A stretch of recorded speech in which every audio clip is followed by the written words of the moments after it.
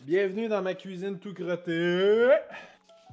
Si tu veux te remettre en forme mais tu sais vraiment pas par quoi commencer, écoute bien cette vidéo-là. Aujourd'hui, je te fais étape par étape les 4 premières semaines si j'avais à me remettre en forme parce que ça fait des années que je me suis laissé de côté. Je te garantis que si tu es un papa qui est fatigué, qui est brûlé, qui n'a pas le temps de prendre soin de lui, puis qui met en place toutes les étapes que je vais faire durant les 4 prochaines semaines avec toi aujourd'hui, je te garantis que tu vas être une nouvelle personne. Plus d'énergie, plus de confiance en toi, puis tu risques d'être en meilleure shape à part de ça. Écoute bien jusqu'à la fin. On va planifier notre première semaine ensemble. C'est ma première semaine, ça fait des années que je me suis laissé de côté. Là, je me dis, alright Fred, c'est le temps que je me remette en forme. Par quoi je devrais commencer? Et voilà, l'étape numéro 1, ce serait tout simplement de faire le ménage. Faire du ménage. Voici des bonbons d'Halloween, puis des bonbons de Noël de l'année passée qui traînent depuis un bout. C'est pas mal déjà tout sec, parce qu'on n'en mange pas beaucoup ici.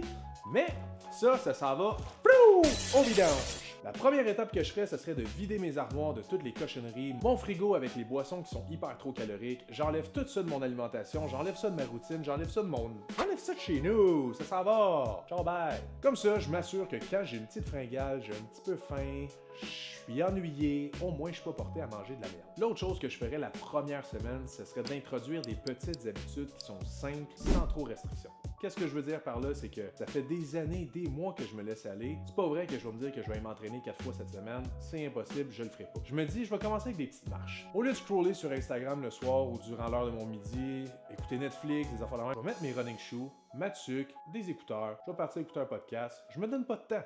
Juste aller prendre 3 marches durant ma semaine. Juste ça, 3 marches, c'est déjà plus que qu'est-ce que je faisais la semaine d'avant. Fait que je me dis que si je fais 3 marches, peut-être que plus tard, ça va se modifier en un entraînement, des marches un petit peu plus longues, peut-être même de la course. On verra. Je vais commencer avec 3 marches au minimum. Fait que c'est pas restrictif, ça ne demande pas trop de temps, j'ai rien dépensé encore, j'ai que vidé des affaires, puis j'ai juste été prendre des marches. Ça me demande pas trop d'efforts, là. La semaine numéro 2, on structure un petit peu plus notre quotidien. C'est beau, on a bougé la semaine passée, on a fait un petit clean-up dans nos armoires, mais maintenant, j'aimerais ça être un petit peu plus structuré. Je vais établir des objectifs cette semaine. J'aimerais ça aller m'entraîner 2 fois, que ce soit au gym ou à la maison, peu importe, je veux dépenser de l'énergie. Je vais aller m'entraîner, je veux me remettre en forme, c'est le temps de bouger et de soulever des poids. Fait que j'ajouterais peut-être 1 ou 2 petits workouts vraiment minimalistes qui vont me prendre 20 à 30 minutes, rien pour que je me tanne, mais que je trouve un peu de plaisir à travers tout ça, que je sois satisfait de mes actions. Là, c'est beau, on a commencé à bouger, on a fait un petit clean-up dans notre alimentation, mais qu'est-ce qu'il y en est de la récupération? Ça, c'est l'autre chose que je ferais lors de la semaine numéro 2. Je prioriserais mon sommeil et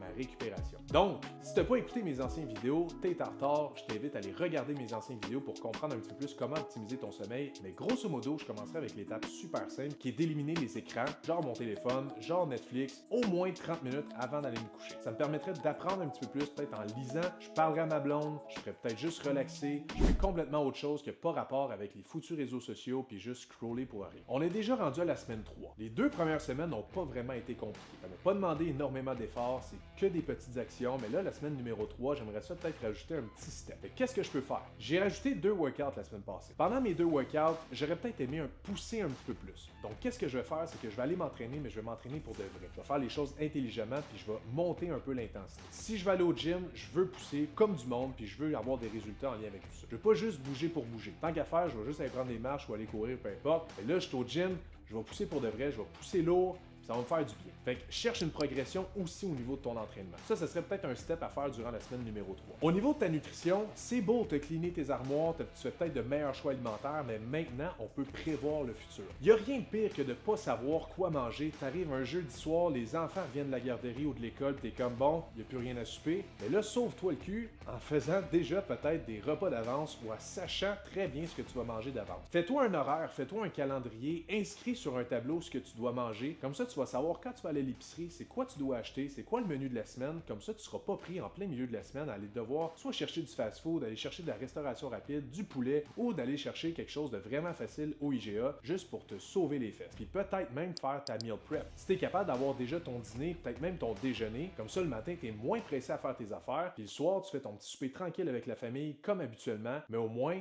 tu fais les choses à la maison. On est rendu à la semaine numéro 4. Les 3 premières semaines se sont super bien passées. J'ai peut-être même perdu du poids. Je me sens peut-être un peu même plus fort parce que je suis allé au gym. Je suis fier de moi. J'ai repris une certaine confiance que j'avais perdue durant les dernières années. Puis ça fait juste 3 semaines, là. Ça fait pas des années, là. Je suis juste rendu à l'étape où est-ce que c'est le temps de consolider puis arrêter de faire le yo-yo. La semaine numéro 4, c'est de trouver une routine qui fit avec toi. Ça fait 3 semaines que tu essaies des affaires. Maintenant, tu sais qu'est-ce que tu aimes un peu moins, qu'est-ce qui fit dans ta réalité, qu'est-ce qui fit vraiment pas.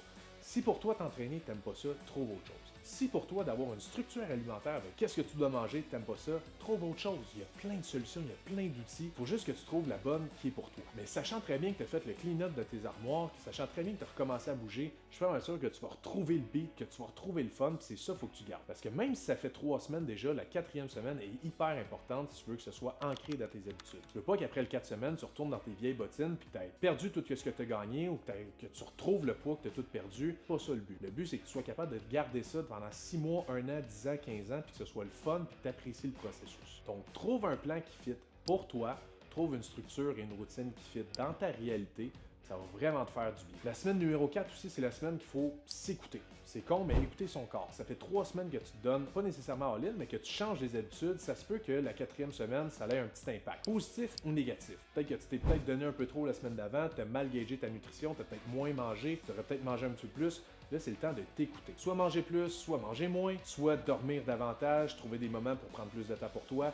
Là, c'est le temps vraiment de restructurer ton horaire, de restructurer tes habitudes pour que tu sois capable de le toffer. Donc, prends vraiment le temps de t'écouter puis d'écouter les signaux que ton corps te donne qui vont te permettre justement de t'optimiser puis de progresser semaine après semaine. Pour conclure, sérieusement, ça fait 4 semaines, je me sens déjà mieux, je suis plus en shape, j'ai perdu peut-être un petit 4-5 livres, ça me fait du bien, j'ai plus confiance en moi puis je le sais que c'est toutes les actions que j'ai posées sont bonnes pour moi. J'ai pas été restrictif au niveau de mon alimentation, je me suis permis certains écarts qui m'ont permis d'avoir un petit peu plus de fun avec la famille. Je me suis pas donné all-in en allant m'entraîner 10 heures par semaine au gym. Je suis allé 3 à 4 fois, même avant j'allais prendre simplement des marches, ça me fait du bien. Ça n'a pas été trop intense, tout se fait bien dans ma réalité à moi. Maintenant, c'est le petit bout qui est là pour te rappeler que chaque petite action compte. T'es pas obligé de faire tout one shot. T'es pas obligé de tout changer du jour au lendemain.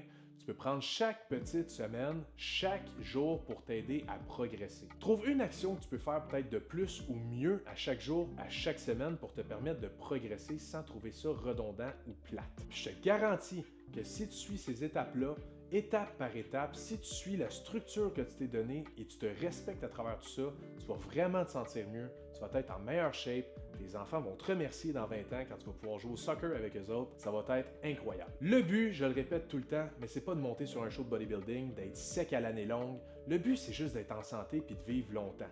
De vivre longtemps des bons moments puis des beaux moments avec nos enfants, d'être capable de partager des moments sportifs, de partager des moments où est-ce qu'on court ensemble, où est-ce qu'on vit des moments, des expériences uniques avec nos enfants sans devoir dire non. Sans devoir dire « Ah, papa, il est plus capable. Ah, papa, il est plus dans sa vingtaine, hein, c'est un peu plus compliqué pour moi. » Si tu cherches quelqu'un pour t'aider à avoir de meilleures habitudes de vie, perdre un peu de poids, peut-être même gagner de la masse musculaire, mais juste être en santé, ça va me faire plaisir de t'accompagner. J'ai aidé des dizaines et des dizaines de papas, puis j'ai aidé des centaines de personnes à travers mes années d'expérience en coaching et en naturopathie, qui leur ont permis de simplement être en meilleure santé et de se réjouir de la vie tout simplement. Là, je dis ça comme si c'était beau, puis je vendais des petits pissenlits, là. C'est pas ça pantoute. J'essaie juste de t'aider à trouver qu'est-ce qui fit dans ta réalité à toi pour que tu sois capable de le tenir sur le long terme. Si tu as des questions par rapport à tout ça, au coaching, à mes suivis, des trucs comme ça, écris-moi en privé, ça va me faire plaisir de t'aider puis de te guider vers qu'est-ce que tu as vraiment toi de besoin, puis on peut même s'appeler gratuitement. Gratuitement. Au pire, tu repars avec des conseils qui ont été gratuits, que je t'ai donnés, puis tu me reparles plus jamais de ta vie si tu n'as plus envie de me parler, mais au moins, essaye de prendre le premier step pour moi de t'aider. Moi, ça me va faire un énorme plaisir de t'accompagner. Sur ce, passe une super belle journée, puis on se revoit vendredi prochain. Ciao Cap!